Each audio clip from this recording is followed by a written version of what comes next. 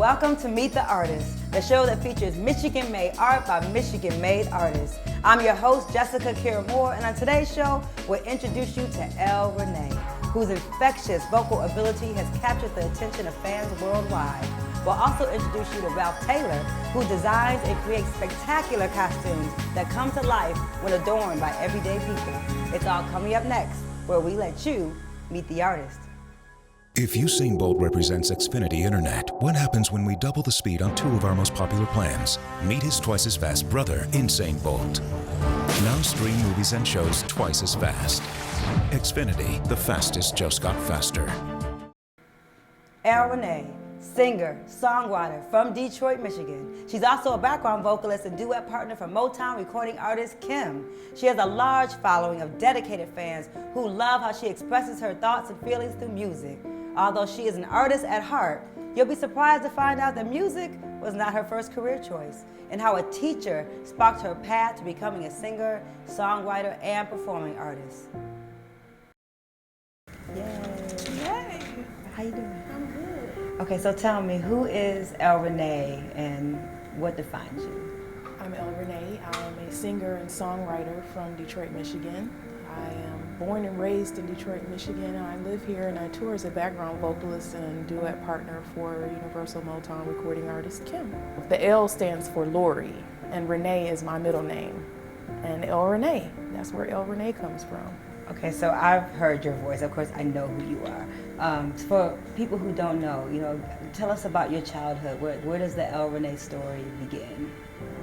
I think the Renee story begins with listening to my father's band. He used to play saxophone, and he would hold jam sessions in our basement. I would listen to anything from funk to R&B. And I think that's where Renee was born. And when I say Renee, I mean the musically expressive part of myself. I mean, have you always wanted to pursue music? Or was it being in your house in the basement with your father's jam sessions? Did that do it, or is it something? I mean, that's different than actually pursuing a career. You're right. And to answer that question, no. Originally, I wanted to become an architect. Okay. I knew I wanted to do something art related, but I honestly, in my mind, I felt that, it's a tough road. Being an artist is hard. You don't make money, and I'm very ambitious. I know that if whatever I do in life, I want it to be financially lucrative. And I thought that being an artist was not going to get me there. So I decided I wanted to be an architect. And I pursued it for a little while, but then the passion for music inside of me wouldn't allow me to stay down that road. And I made a transition. I completed the courses that I was in college for computer-aided drafting. And music was it. When did you realize you were talented? And when did you know? That you stood out from other people? I was in kindergarten at this place called E.T. in Dearborn, Michigan. And it was a daycare center, and they also had a kindergarten class there. And I got picked to perform Reach Out and Touch Somebody's Hand, Diana Ross from The Wiz. We were putting on a production of The Wiz, and I was chosen to sing that song. And I think that was one of the defining moments that told me that, hey, you probably can sing maybe a little bit better than everyone else around you. And as I continued to grow up at like 9 or 10, and I decided I didn't want to pursue music. And then the defining moment for deciding to be an artist was by happenstance. One of my best girlfriends, her name is Angela Burchett. She got asked to do a show in, I think it was Columbus, Ohio.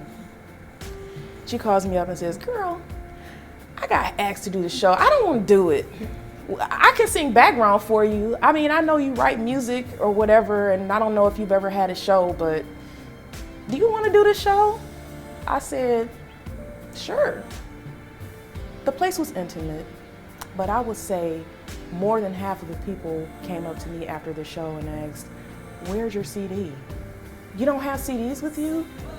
When are you coming out with the CD? And that was the bug that said, oh, there's the money. Exactly. There, ding, ding, ding, there's the money. And I'm also very passionate about business. So the business and the art meshed, it collided. It was like an explosion.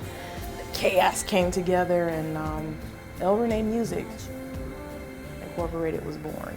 Oh, that's right. How did you cultivate the talent? Because the skill level that you're singing at right now is probably better than that moment even, I would imagine. Absolutely. It's always a work in progress. I did spend a significant amount of time in my childhood singing in different jazz ensembles, which helps train your ear and helps you blend. And I had the opportunity to work under some really amazing vocal coaches, even though it was in a choral setting. You know, the work that she did as an instructor, I mean, I'm talking about Nina Scott from Renaissance High School. The training that she did was so intensive that Renaissance High School Choir, in their own merit, outside of Detroit Public Schools, had a trip paid for them to go to Ghana. Wow. So, Okay. yeah, just to give you the history of and the legacy that I'm carrying. I am who I am vocally.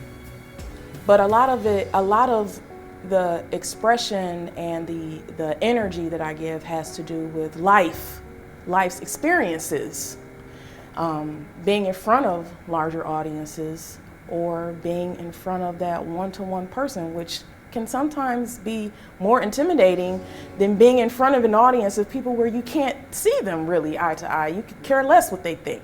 So, You're watching Meet the Artist. Coming up next, more with El Renee.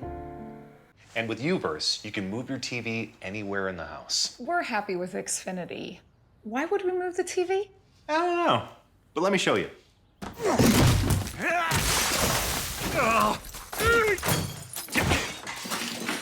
Now, if you had the Uverse wireless receiver, you can take this anywhere. See? Anywhere you want. Don't get duped by Uverse. Get the most entertainment on any device anywhere with Xfinity from Comcast. Don't Say Goodbye. yes. Yeah, tell me about your single. Oh man, Don't Say Goodbye was introduced to me by Duran Goff. He is a Grammy-nominated producer. He has worked with Neo, and I actually met Mr. Goff through my MD, Eric Rainman Gaston. I was like, yo, I need some better music. Can you introduce me to somebody? And this is me speaking to Eric. And he was like, yeah, I'll introduce you to this person. And then Duran's name was in the hat. I met him. The first time I met him, he let me hear this song, and I wanted to stop everything else. Well, at the time, he wouldn't let me have it. He wouldn't let me have Don't Say Goodbye. He said he wanted to try and shop it. I'm still an unknown artist. Relatively unknown in the grand scheme of things. I accept that at this point. I asked this guy for Don't Say Goodbye for 3 years straight, and he finally gave it to me. Okay. And Don't Say Goodbye is a song about my second thing on my bucket list. Being in love with someone that is just as in love with you. However, in the case of Don't Say Goodbye, you're in love with that person and they're not as in love with you. And they want to walk away and you don't want them to. And I've been there plenty of times. So, the first person that ever broke my heart, I sang that song to him in the studio. So we got to make sure that we pump that up, because just like I think it was Frank Sinatra who said the best revenge is success. We got to blow this song up. And that beautiful smile on your face. That's what I said, wait till the record drop. Don't say we waste time.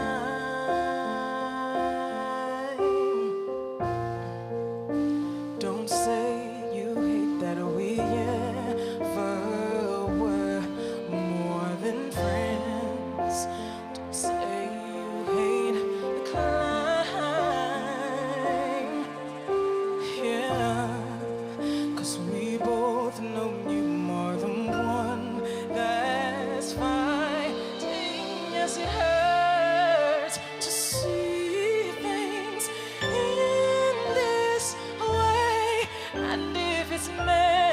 to be, and it will come around some other day. Say that you need a break. Say it may take a while. Say you can't call it, but one day you're sure love will stand tall again.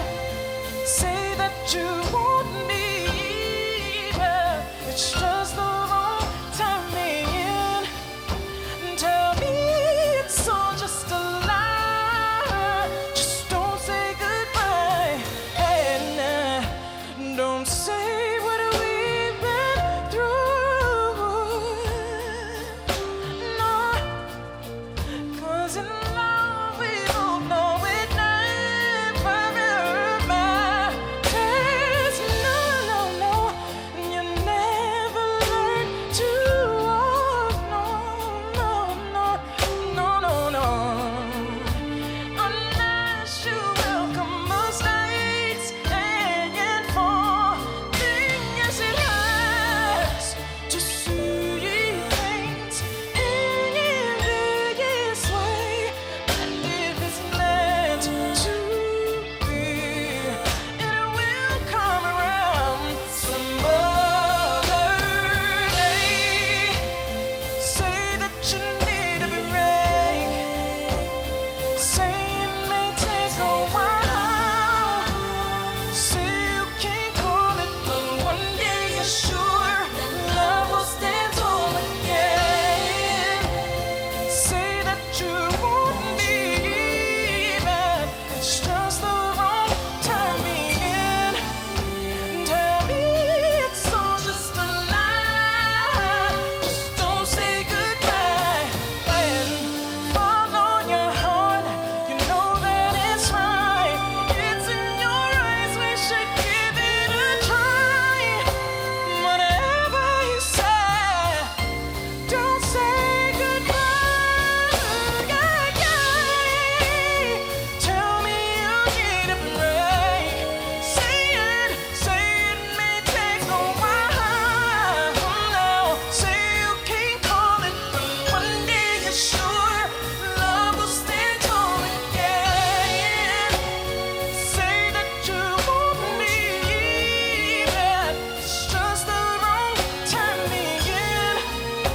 Tell me it's all just a lie. Don't say goodbye. Tell me you need a break. Say we should take a time.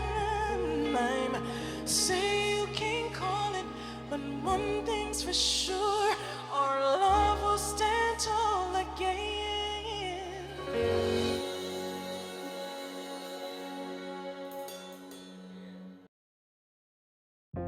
Who was the most influential person? Is there one most influential person in your music career, and then the most influential person in your life? Ooh, I know. Well, musically, I would have to say, to date, the most influential person musically would have to be Kim. Vocally, I would have to say Stevie Wonder. I idolized him as a child. Today, it's Kim. And the reason I say that is because Kim, first of all, was gracious enough to open his team up to have background vocalists. And although I did my due diligence in earning one of the spots, the opportunity to still be able to work with him. I've worked with him since 2010, it's now 2014, and in those 4 years, he has decided that I see something in you, I believe in you, and I want to help you get to the next level. There isn't very much more influence than that. If you weren't doing music, what would you be doing? I wouldn't. Could you imagine? I wouldn't be. Wow. So nothing else? My reason for singing is because I want to make people feel like everything's gonna be okay. So That's what girl power is. So, in essence, it's not, music is the medium, it's the vehicle. The message is in the music. And that message is, be you, glow. Does being from Detroit and being from this place play a role in who you are as an artist? I think being from Detroit, it gives you a toughness. It gives you an edge where when other people are sleeping, we're up trying to we're finding opportunities. We're honing in on our craft. Yeah, it makes you tough as nails. You can hear no a million times. It doesn't matter. You don't stop until you win. And it's not done until you win. That's what being from Detroit does to you. If you were going to give advice to a young girl, to an artist of any sort, you know, to say, hey, I want to pursue a career, I want to be a singer, what's the most important thing that they need to know? The most important thing that you would need to know if you're starting out in the music industry is, one, be very clear and certain about whether you're passionate about it or not. You have to love it. And then number two, don't ever give up until you win. Persevere, be diligent, and make sure you love it. Oh, we love you. Oh, I love you too, Jessica. Okay, thank you so much for being on the show. We appreciate having you, and we'll do it again. We'll have you on some more. Cool. If Usain Bolt represents Xfinity Internet, what happens when we double the speed on two of our most popular plans? Meet his twice as fast brother, Usain Bolt. Now stream movies and shows twice as fast. Xfinity, the fastest just got faster. Vibrant colors and fabrics combined with his imagination rooted in his native Trinidadian culture. Ralph Taylor creates elaborate costumes and pop-up parades in an effort to pass along the history of his people and to simply make people happy.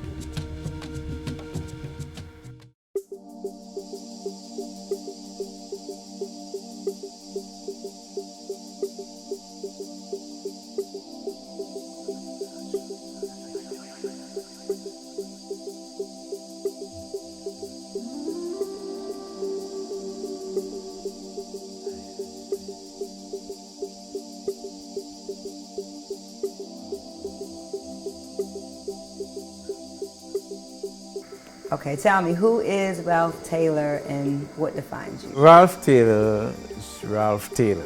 Was born in Trinidad and Tobago. I came to Detroit and continued doing my passion, which defines me. Tell me about growing up in Trinidad and Tobago. Oh, it was exciting. Just got the opportunity to travel the world. I played soccer. I had the opportunity to go to the Virgin Islands and played soccer for the oil refinery. Did you play professionally? Yes, I did. For how many years did you do? I played for 5 years and then I moved on. Yeah. When did you realize costume designing was something that you were interested in? It was something always in me. As a kid, at 9 years old, I had designed my first design in school and came first. What was it? It was an Indian outfit, Indian costume, and I continue doing it wherever I go, wherever I live. What was the motivating factor that, propelled you to continue to follow this as your career path? Well, I always look at my culture as a very rich culture, colorful, happy. Yes. So I spread it wherever I go, and it gives me that edge on a lot of other designers, bringing something new to the environment. What's the distinct, what sets you apart from other designers? What's the distinct part of what you do that's your style that's different than other people's? Well, my style basically is different because it's a composition of many things. It's a composition of colors, it's a composition of sculpturing, it's a composition of history behind the costuming. So that makes it a little different to the normal designs of costumes. And how did you, I mean, we're in your studio and it's like miraculous to average people. This is something that everybody can't do. So how did you develop the craft and the skill to be able to actually do this work? Well, actually, as a kid, I grew up in a festive country, which is Trinidad. And we do have an annual celebration, which we call Carnival. And as a kid, I always had love the colors and the shapes and looking at people making the costumes. So I decided that is something I would like to do. And you were how old when you said first grade? Well, yeah, I was around, I would say 9 years old. And, you know, I would follow the masqueraders the day of the parade. You know, sometimes I break loose from my parents and just follow the groups, and I just develop a love for parades and costuming. Where do you find the inspiration behind, you know, your pieces? They're all different. Yes, they are. Well, I love shapes to start with, and colors is a thing that blends in with my designs. So my inspiration is seeing people enjoying what I do.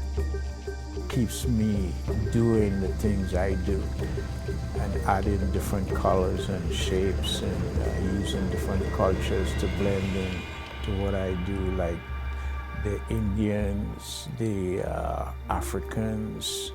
You know, there's a lot of history in the costuming.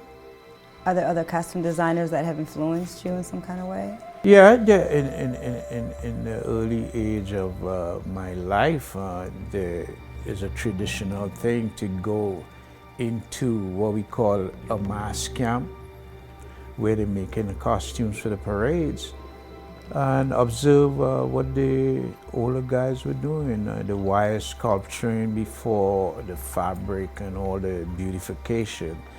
That used to turn me on a lot, just the way they form, the shapes. Yeah.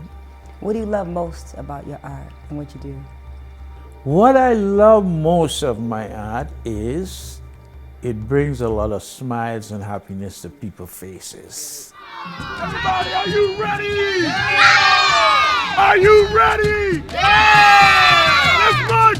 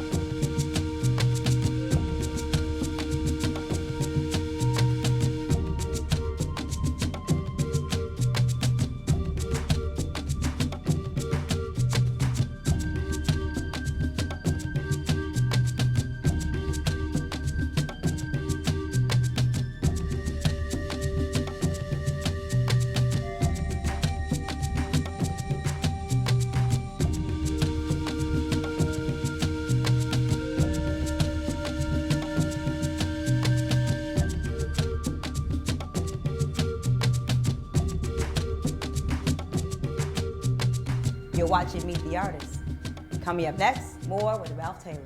Hey, can you help me move? Oh, you know what? I'm stuck at the office. Hi, I'm moving. No problem, sir. You can get your Xfinity services installed on the date you choose or have a self-install kit sent to your new home. Thank you. Finally get some help moving. Call 1-855-MOVE-EDGE today.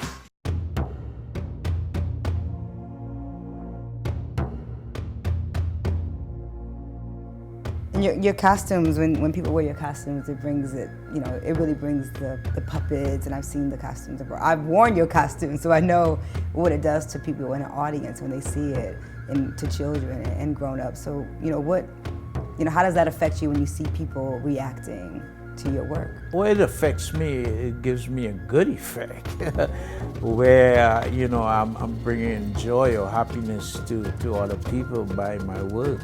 But that's the effect that smiles and, you know, change my designs on.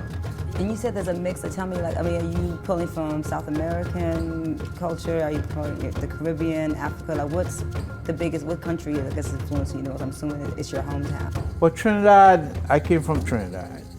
And we have the Arcs, Indians, and in school we study, worldwide history, not just the history of Trinidad. We try to infuse all these cultures into our culture in colorful and carnival presentation.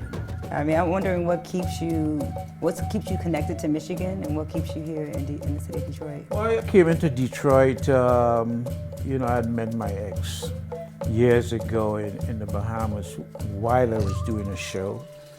And I had the opportunity to come here on a job assignment also to build a federal building.